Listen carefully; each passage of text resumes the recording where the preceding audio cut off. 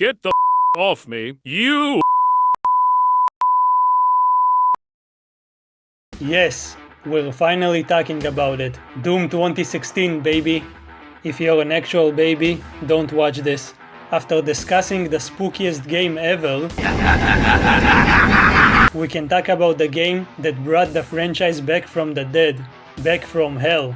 The first game in the Doom Slayer saga. The franchise was in a bad place. It was in development hell. There were these trailers, which were very scary because it made it look like a Call of Duty game. But suddenly, we got the reveal trailer, and we saw that not only is Doom back, but it might actually be awesome. Doom 2016, or just Doom, makes you feel like a badass. Yes, even you, the one watching this and eating pancakes right now. I see you, Bob. I see you. After the events of Doom 64, where Doomguy decided to stay in hell because he likes the heat, he gets betrayed and trapped in a coffin. I've never been inside a coffin, but it's probably not comfortable. Obviously some stuff happened in between, but it's not important right now. All you need to know is that the coffin is about to open up. We're not playing on Ultra Violence this time. We do it on Nightmare. But not Ultra Nightmare, because it's basically the same, but if you die, you lose your save file and have to start from the very beginning. I hate permadeath mechanics. We already have it in real life. I don't need it in my video games. Let's get into it. They are rage, brutal, without mercy. But you will be worse. Rip and tear, until it is done. This is one of the best openings to a Doom game. Or any game, but I still find it funny how they use that quote from the Doom comic. You are huge, that means you have huge guts. We see a strange symbol, which shall remain a mystery for now. We realize we're chained and there's zombies all around us. Nobody is coming to save us. So we decide to do the logical thing and just break out by sheer force of will and rage.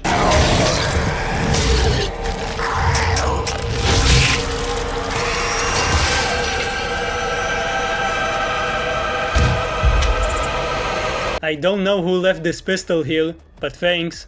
The pistol is the only weapon that has infinite ammo. For now, we were somehow trapped inside of a coffin. A hologram shows us a woman examining it. Even though there are people praying to it, she seems like she doesn't really like us, which is a typical response from any woman. Am I right, fellas? We have to contain this. Don't you mean we have to contain him? I'm not an object, lady. There's a skull casually lying on the desk. We are playing as Doomguy, but this battle armor doesn't look like the one he had in the previous games. There's a reason for that. After some spooky visions, we put on our biker helmet, which also has that symbol. And now we can finally start the game. Wait, someone wants to talk to us. Welcome. I'm Dr. Samuel Hayden. I'm the head of this facility. I think we can work together and resolve this problem in a way that benefits us both. Yeah, fuck your story.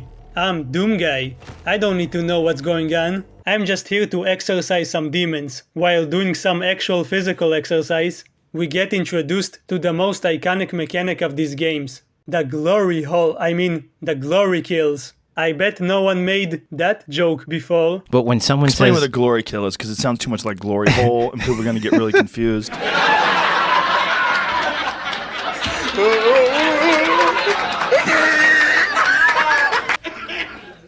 It's fast. You're invulnerable while you do it, and it looks cool. When they have low HP, you can kill them in a glorious fashion, which somehow makes the demons drop health pickups. Like in every Doom game, there's a hell invasion. It already happened, and we're the last survivor, a one-man army. The classic enemies start to slowly show up. Of course we've got the imps, don't disrespect them. On this difficulty, they can knock you down in 2 seconds. Throughout the game, we're gonna find these gore nests. Nests of gore. We can't proceed until they are destroyed. When they explode, they summon demons. This happens like 50 times, but it never gets repetitive, because the combat is tight. Okay, now the game actually begins. He cannot be allowed to leave this place. He would ruin everything.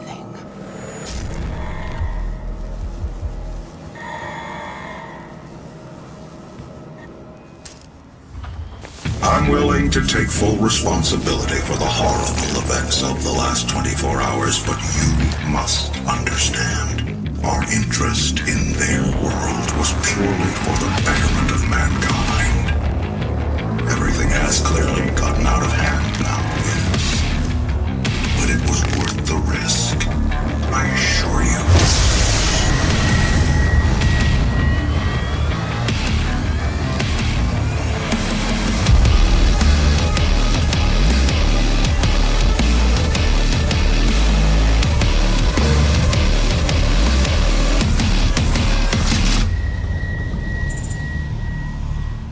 Fuck yes.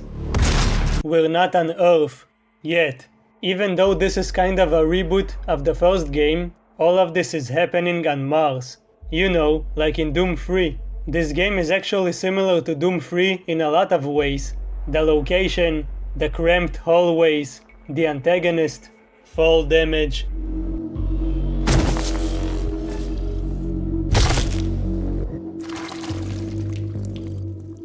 It even tries to jump scare you one time. Ooh, spooky, ooh.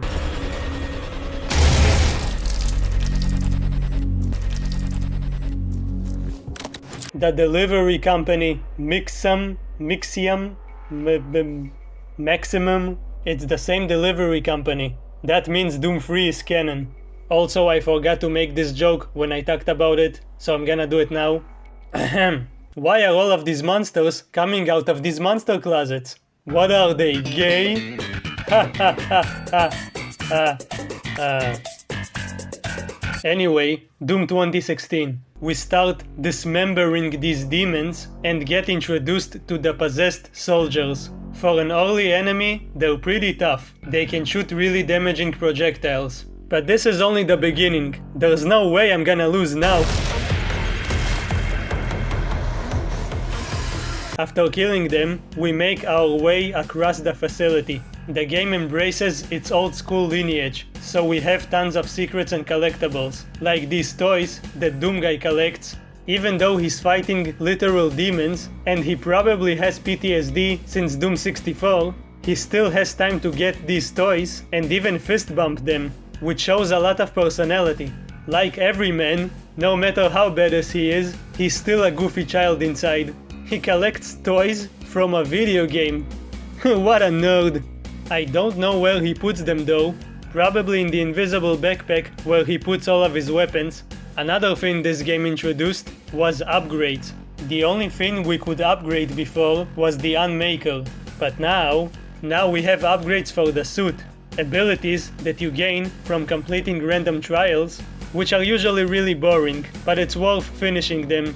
Weapon mods that you get by punching these innocent robots, permanent upgrades to your health, armor and ammo, and all of this shit can be upgraded even further by getting upgrade points. It's insane. Anyway, all of this happened because of the UAC. Obviously, they just can't help themselves. Welcome to the UAC. Now 221 accident-free days. Not anymore. We head inside the facility and are greeted by Vega. He's the AI assigned to Mars, and unlike almost every AI in fiction, he's not evil. Looking at you, Shodan. Nah.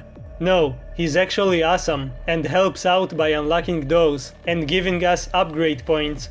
After shooting a grenade from the shotgun, which is also awesome by the way, we see the main antagonist of this game. It's the woman we saw in the hologram.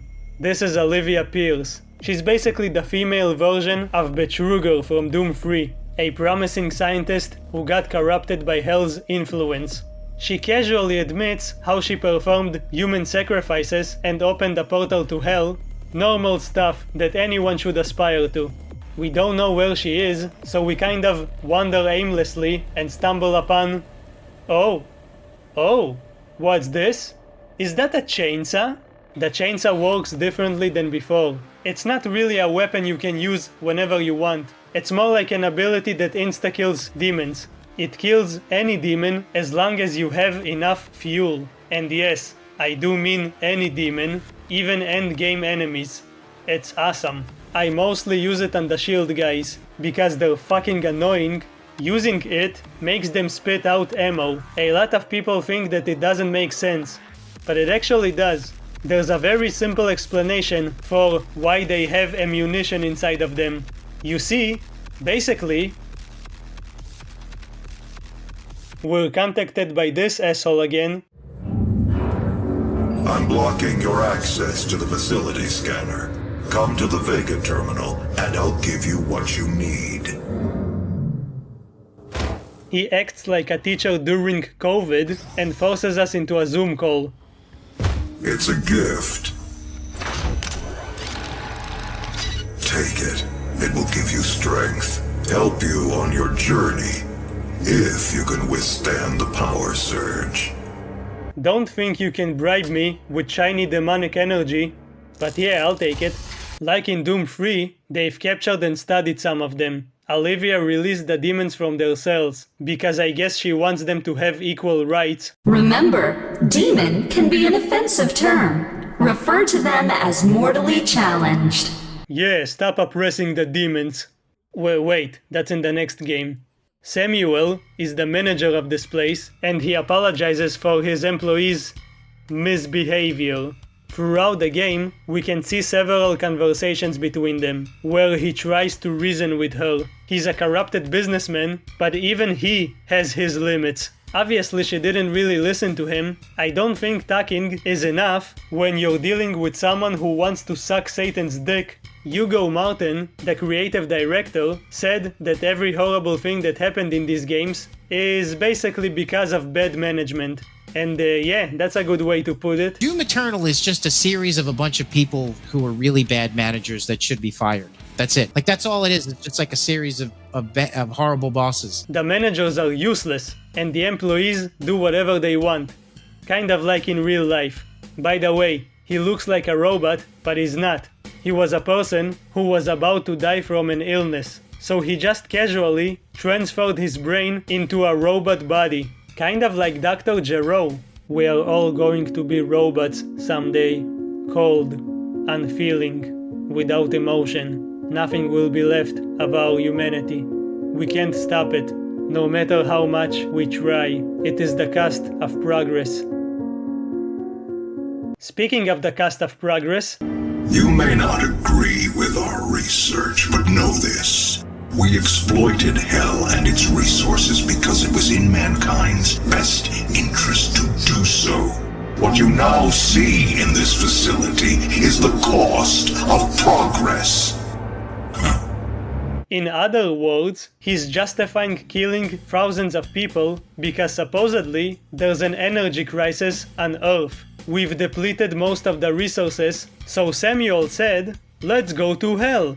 Take their energy and use it instead of ours. It's okay, the demons aren't using it. This will definitely not backfire. We later see their expeditions into hell. The decision to come here made the demons aware of our dimension, and is what ultimately caused Olivia to be obsessed with them.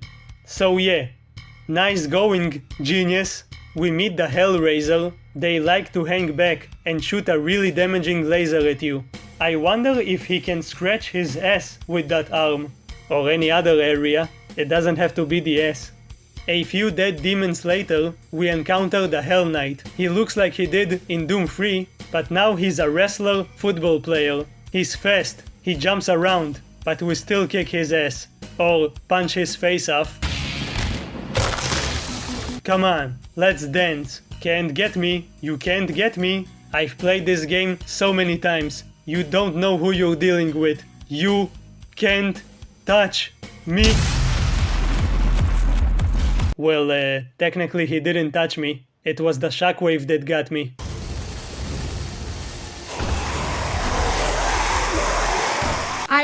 fallen, and I can't get up! At this point in the game, you should have a machine gun that fires tiny rockets, a rocket launcher that fires big rockets, and a plasma rifle. It's a good weapon. It does nice damage, but can also create a damaging shockwave, like a really powerful fart. Speaking of farts, we finally find Olivia. She's trying to open a portal to hell, so that more demons would come to die by my hand and my feet. I don't know why I can't just break the glass and murder her in cold blood. You could not have saved them anyway. Oh, why didn't you say that earlier? Okay, I'll stop trying to save humanity then. She's using some kind of energy tower to open a portal in the sky. It looks like this. In order to stop her, we need to deactivate the tower. In order to do that, we need to disable some energy filters. Samuel gives us careful instructions about this delicate procedure. We're only temporarily disabling the tower. You need to remove each lens individually. Carefully release the hinges. Warning. Energy contamination detected. Destroying the production of Argent energy isn't necessary. Yeah, but it's fun. Also, you might have guessed at this point, but Doomguy isn't the biggest fan of hell, like some people I know, some weirdos, so he isn't really keen on letting Samuel use it. He doesn't want any of it to be left in our dimension. So he goes around kicking every filter he can find, like an angry gorilla trying to step on a bug. And Sammy isn't really happy about that. If stopping our energy production is what you want, then you need only to destroy this last filter and Argent energy will no longer exist in this solar system. We will be back at square one.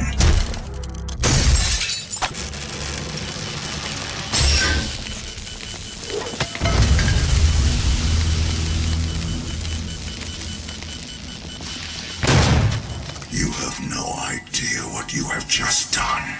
Yeah, vandalism. Now all we need to do is find her and kill the remaining demons.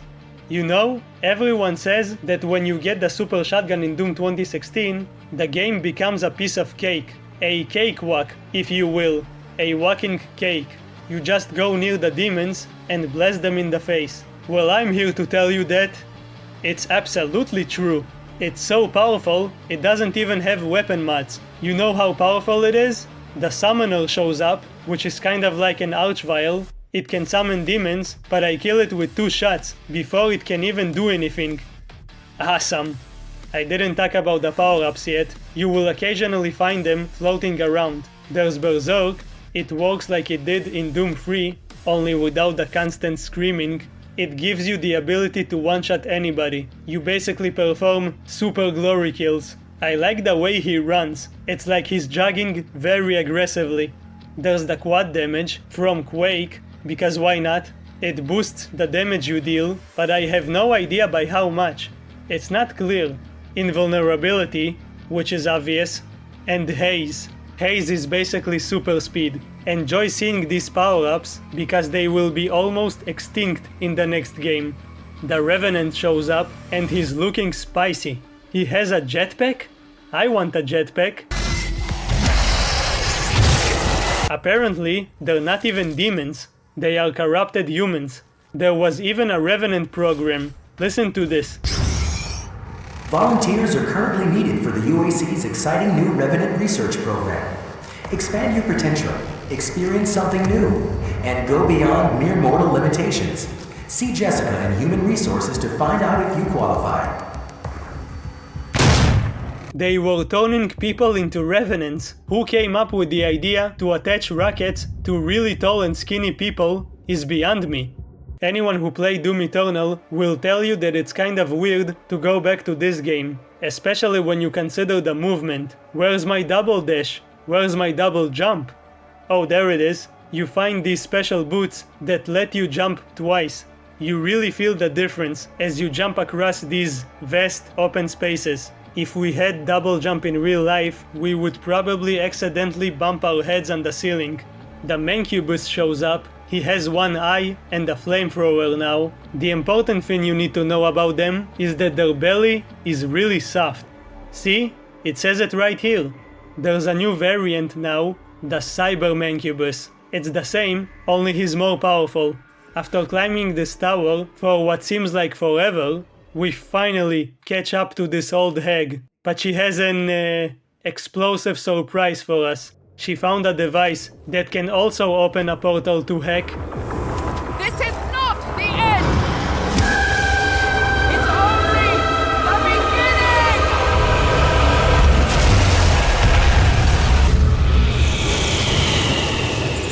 beginning! You bitch!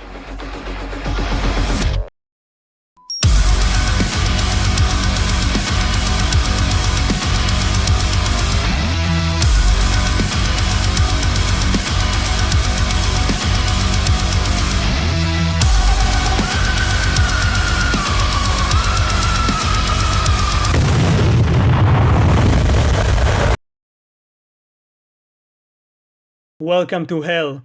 Again, it's not spooky this time, it's just cool. They know we're here. He is here. One of the first things we find here is the Gauss cannon. Gauss? Guess? I guess the UAC forgot it here. It's basically a railgun, which is another thing they took from Quake. I'm not complaining, this will become the best weapon in the game. At this point in the franchise, the demons know exactly who Doomguy is. They fear him. He has a bit of a reputation, kind of like the school bully. And it's not just because of all of the stuff that happened in the previous games. It's not just because he decided to stay in hell and murder any demon he comes across. They're so afraid of him, they made talking tomes that describe his misadventures in hell. It's like a scary history lesson for the demons. We learn about wars and shit, they learn about Doomguy. And this is where we learn about his new title. He wore the crown of the Night Sentinels, and those that tasted the bite of his sword named him the Doom Slayer.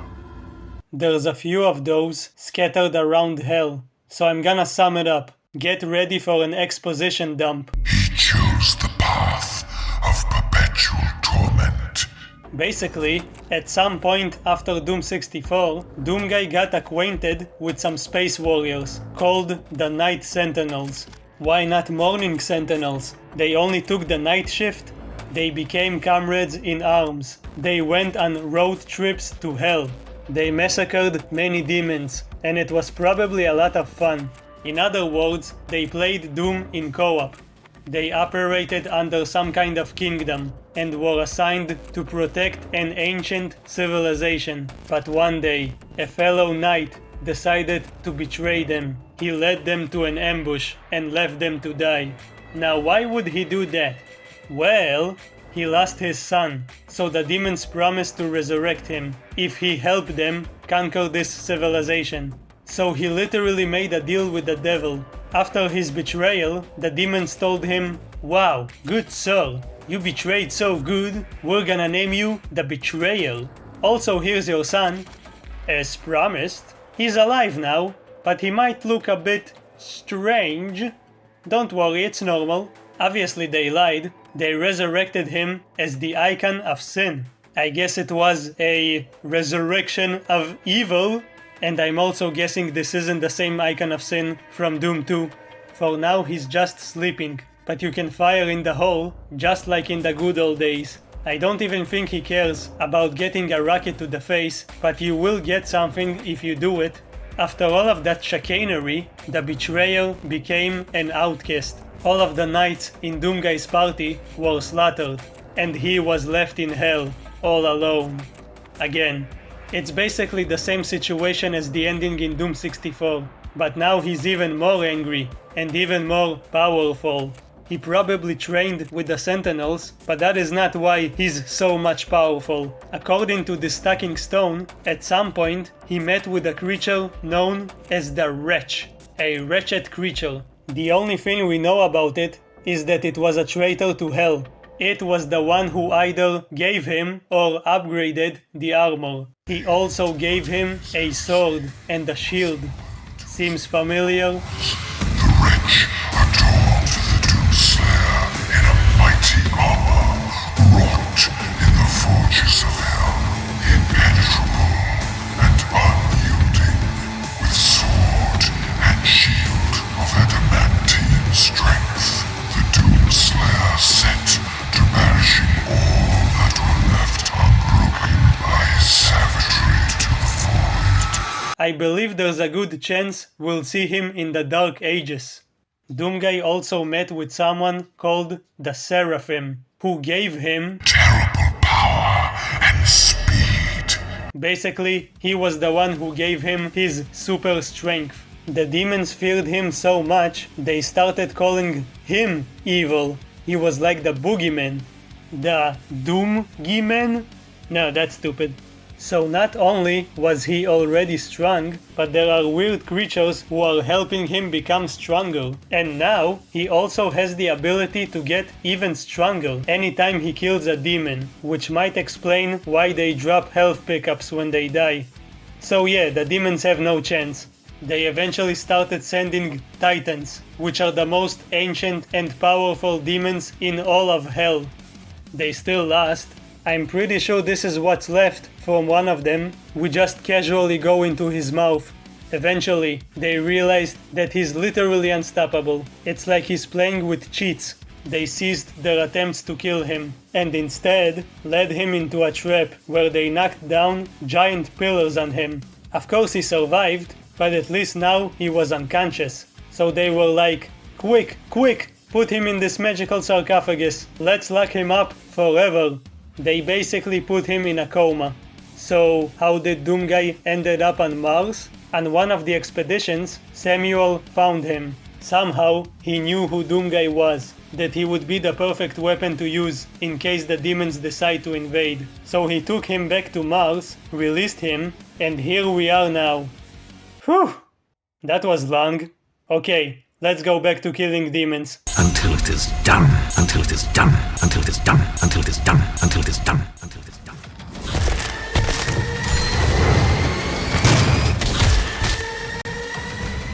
Hey, it's the Gecko.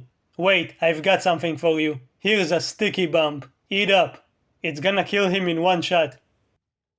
Oh wait, this isn't the right game. They're so cute. I wish I could have them as my pet.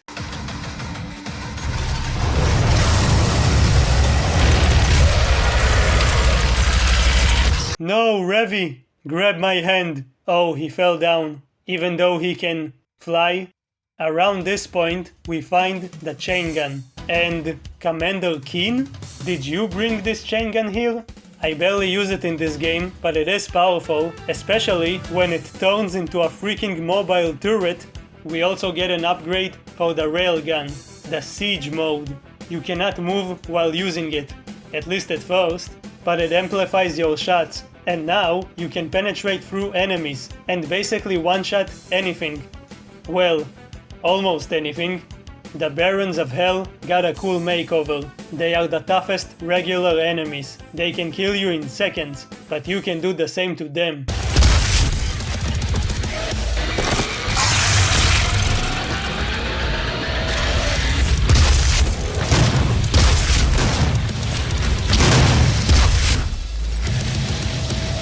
They're so angry, they just beat the shit out of the little zombies. Hey, leave them alone.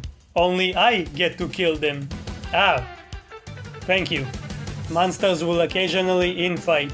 A feature that should be prevalent in any video game. I'm not sure they actually deal damage to each other, but it's cool. Now let's watch him slowly fall down. Ah, shit. Oh, the Lost Souls are also back. After playing Doom Eternal for so long, I can't help but miss the double dash. There's not even one dash here. You know what happens if you press the dash button? You whack. Whack! That seems like an intentional design flaw, if you ask me. Who wants to walk in a Doom game? You should always be running like you're searching for the nearest bathroom. This specific trip to Hell wasn't planned. Olivia teleported us against our will, so we eventually find a portal back to Mars. We're back at the Argent facility, but now it's destroyed. Ooh.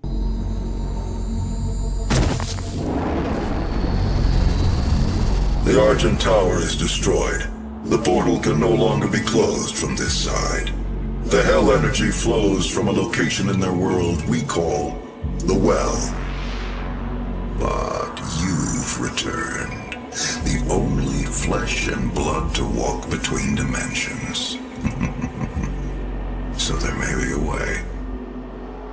Basically, the portal can't be closed from the outside. In order to close it, we need to find something called the Well and deactivate it.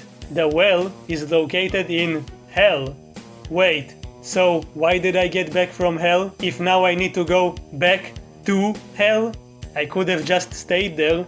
We need to get to Olivia's office because she has an artifact that can somehow help us. It's only 80 kilometers away. It's fine. It's just like a walk to the grocery store. On the way, I get killed by a revenant, and it made me think how Doom Eternal doesn't have these unique death animations. Doom Eternal sucks. And there's so many of them. Watching yourself get dismembered in so many ways is just great. The Pinky shows up. I think he gets redesigned the most between games. He's really angry, and you can't really hurt him from the front. You have to come at him from behind and blast him with your big gun. Yup. Doom Guy is fast, but it's still a pain to just walk 80 kilometers, so he takes the train. Surprisingly, it doesn't crash like in Doom 3. We just happen to be in the neighborhood, so we go meet Sam. Is it okay if I call you Sam? I'm gonna call you Sam. Ah, fuck. What is this? Do not be alarmed by the system update. It is a prototype of our interdimensional tether. A means for me to pull you back from Hell. I'm sorry for the jolt, but I didn't think you'd allow its installation voluntarily.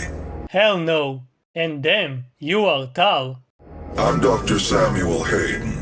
I have supplies in my office. This way, please. We can't hurt him. Save your ammunition. We get inside his office, which is really nice by the way, nice decorations. And we realize that he's a big fan of ours. He has statues of us with the Night Sentinels. Imagine going to your manager's office and seeing a statue of yourself with your friends. That's kind of weird. Maybe I need a restraining order. He tells us how to get to Olivia's office by pointing really far away. He also tells us about something else. Your affinity for guns is apparent. I'm confident you'll find something useful there as well. You are really tall, you know? You know that? Of course the gun he's talking about is the big flavor gun. I want it. What is it? It's a weapon. It's really powerful, especially against living things. Better take it with you. In order to get it, we need to put this guy in our pocket, which is not weird. Carry him here and shove his face into the scanner. And now we have to deal with a very deadly laser trap. Otherwise we won't be able to get it. Whatever shall we do? Wait, how do we deal with every situation in this game? Oh yeah, by blowing everything up.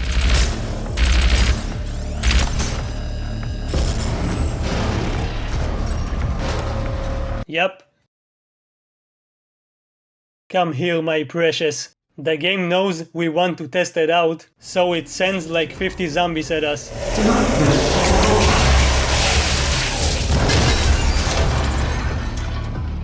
As expected, it shreds through everything. But you know what? I'm not gonna use it against the bosses. I'm gonna beat them the hard way. Okay, I'm gonna use it against the first one, because it's cool. You can't refill its ammo with the chainsaw, but you still get a lot of it, especially after you get a certain upgrade. So you know how this game is one big power fantasy? This is the point I really started to feel it. There's a rune that gives you infinite ammo as long as you have at least 100 armor, and later 75 armor, but there's another one where there's a chance the enemies will drop fucking BFG ammo, meaning that technically I could have infinite BFG ammo on top of having regular infinite ammo. And now I can walk while using siege mode, which I couldn't do before upgrading it. So yeah, we're a little overpowered at this point. This is where we find the artifact. An artifact, you say? Could it be the soul cube? Well, actually, yes. She does have the soul cube, but it's just a decoration, I guess. Does she know Betruger? Maybe he's her father. The real artifact is this random stone. By interacting with it, we get the location of an item which can close the well, which will then close the portal. Somehow. The item in question is the Crucible, this cool demonic looking handle. More on that later. The Crucible. That's what she was looking for. Vega, did you get the location? Yes. Before we get it, we can listen to Olivia's lovely conversations with Satan. You should not have allowed his location to be discovered. You have failed us. It was not me. It was Samuel. He led them to his tomb. Please, we can overcome this. I promise. The gate will be opened as planned.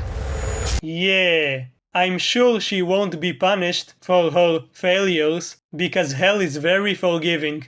The Crucible is in hell. In order to get it, we need to use the device Olivia used to send us to hell in the first place. And there's only one creature who has it.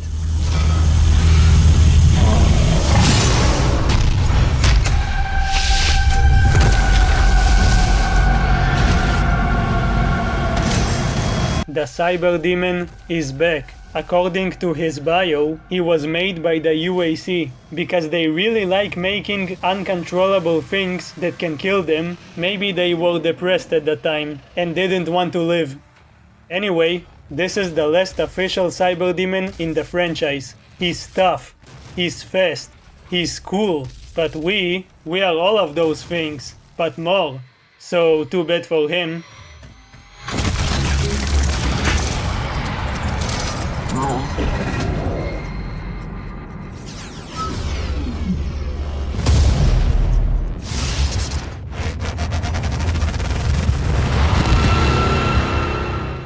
The device teleports us to hell. The devil, or whoever's in charge right now, revives him. Good, it was over too quickly. I'm gonna quick swap like crazy and knock you down in less than a minute. Let's go!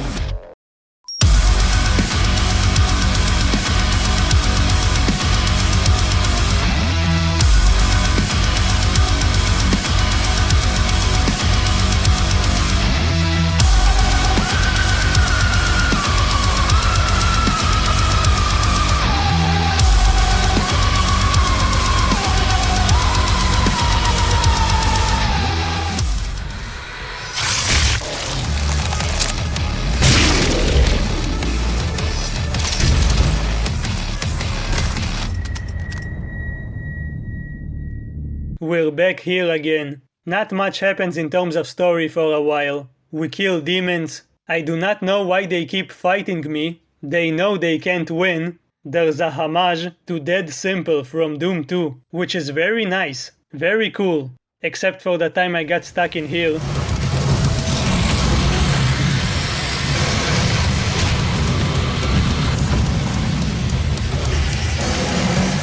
Eventually we find the Crucible, but it's guarded by the Guardian, which is obvious if you look at its name.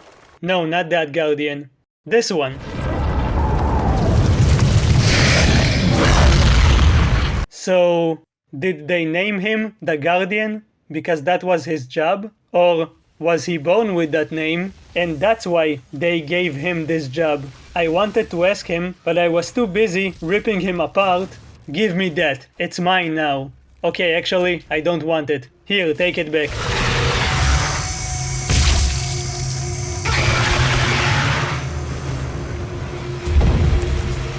Okay, now where's my Crucible? Oh, there's more. 2 more show up, and you know what? It's a good fight. There's only 3 boss fights in this game, so we need to savor each one. They have a spinning fire attack. They can jump at you, use some kind of energy Hadouken, which you can shoot and make it explode in their face. Even though they look like stone golems, they're actually controlled by some kind of demonic parasite. Here, let me show you.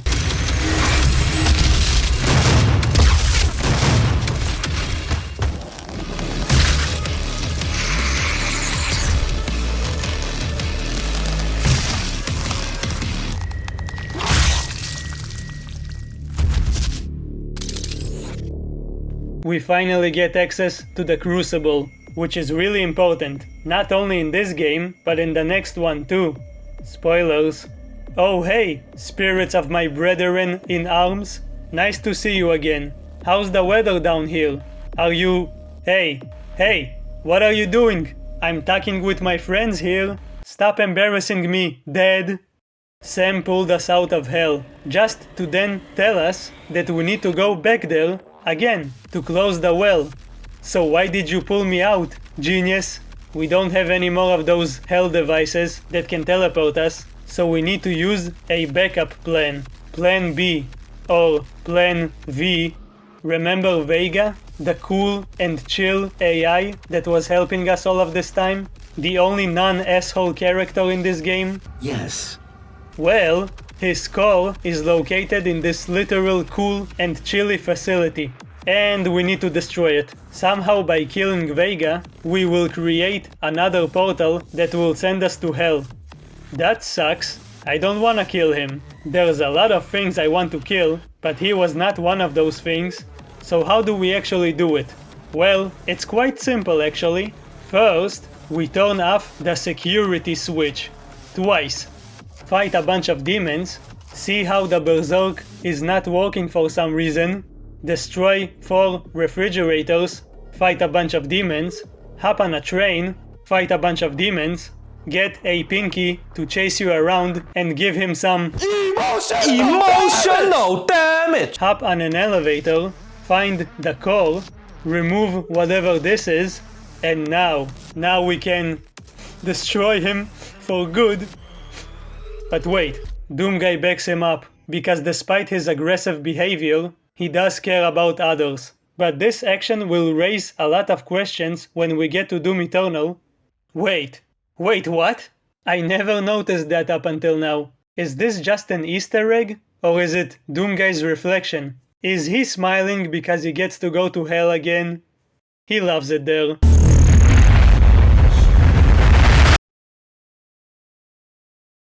At this point I realized I wasn't spending points at all, because I already have all that I need. So I spent it on the pistol, for shits and giggles, poops and laughs. We're in Argent de Nur. De Nur? De Nur. Is that French?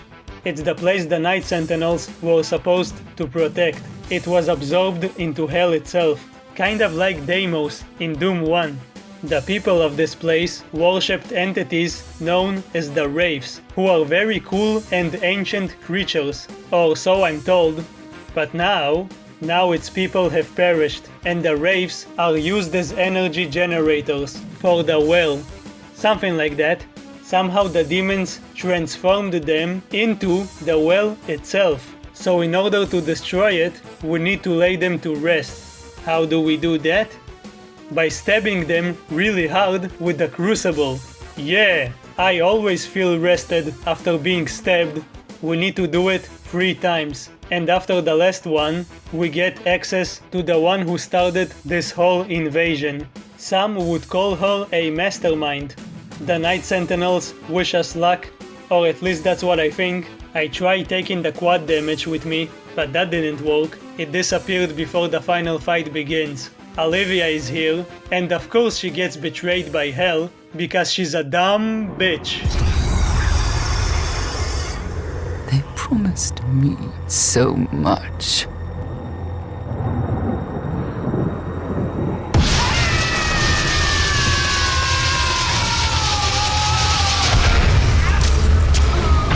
She gets turned into the spider mastermind against her will. I took you down before, and I'll do it again. You big-brained cunt.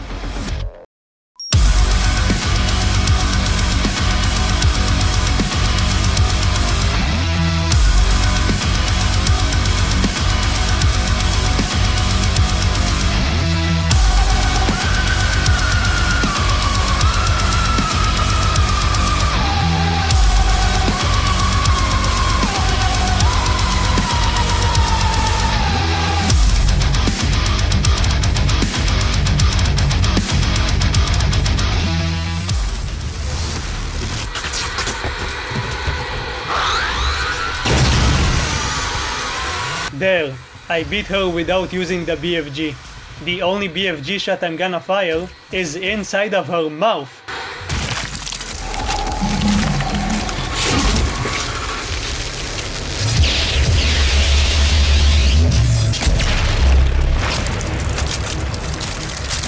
Fuck yes. That's what you get for being a devil dick rider. Wait, what's that? Ah, not again. Sam teleports us back, and somehow manages to keep us in stasis. You've won. It's over. You stopped the invasion and closed the portal. But it's come at a price. Argent, Vega, this entire operation. You see, I've watched you work. Come to understand your motivation. You think the only way is to kill them all. Leave nothing behind. And you may be right. But we can't just shut it all down. Without Argent energy, it will be worse. I don't expect you to agree. No. Hey. But with this, we can continue our work. Your next line is, I am not the villain in this story. I am not the villain in this story. I do what I do because there is no choice. Rerouting tether coordinates complete. Our time is up. I can't kill you, but I won't have you standing in our way. Until we see each other again. Stop taking my toys away. You're lucky I can't move. Where are you taking me? Stop. Stop!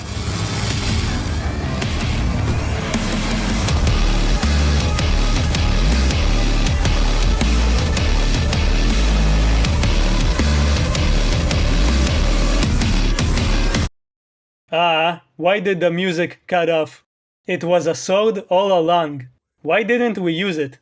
I know why the developers made him pull out the sword, because it's cool as shit. But why did Sam actually do it? Was it some kind of intimidation tactic? And with that, our journey is complete. Doomguy goes to sleep somewhere until the next game. Sam is doing some shady stuff, and we just finished one of the best games I've had the pleasure of playing. I'm still bitter about the sword.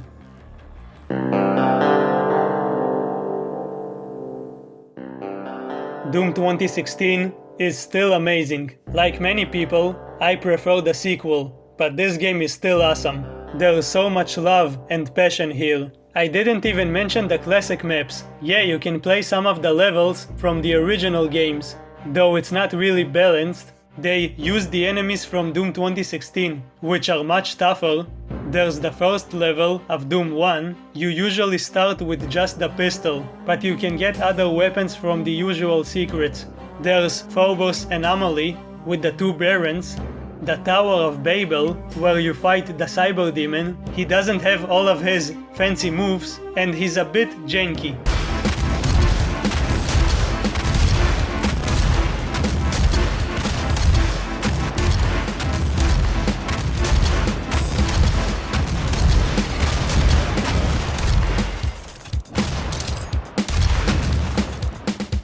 There's the first level of Doom 2, and many more. I saved the best for last. It's something that I don't really talk about in my videos, but I have to mention it here. The fucking music. If you don't mention the music when you talk about this game, you will go to prison. Mick Gordon did a banger job. His tracks are an integral part of the experience. You don't really feel like you're ripping and tearing without the song Rip and Tear playing in the background. It's just not the same. The music is also dynamic, changing based on your actions.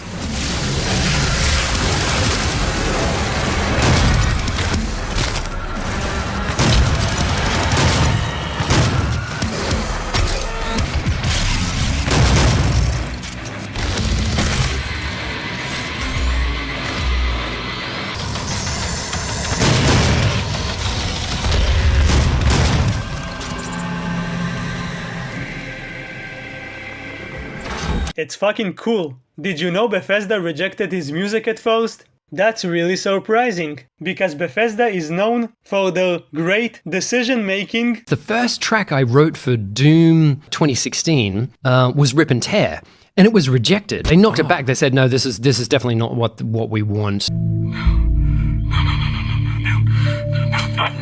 It's a shame he's not working with id Software anymore, but it's okay. He made the music for most of Doom Eternal, and that's the next game we're gonna talk about. Thanks for watching up until now. Like, comment, subscribe.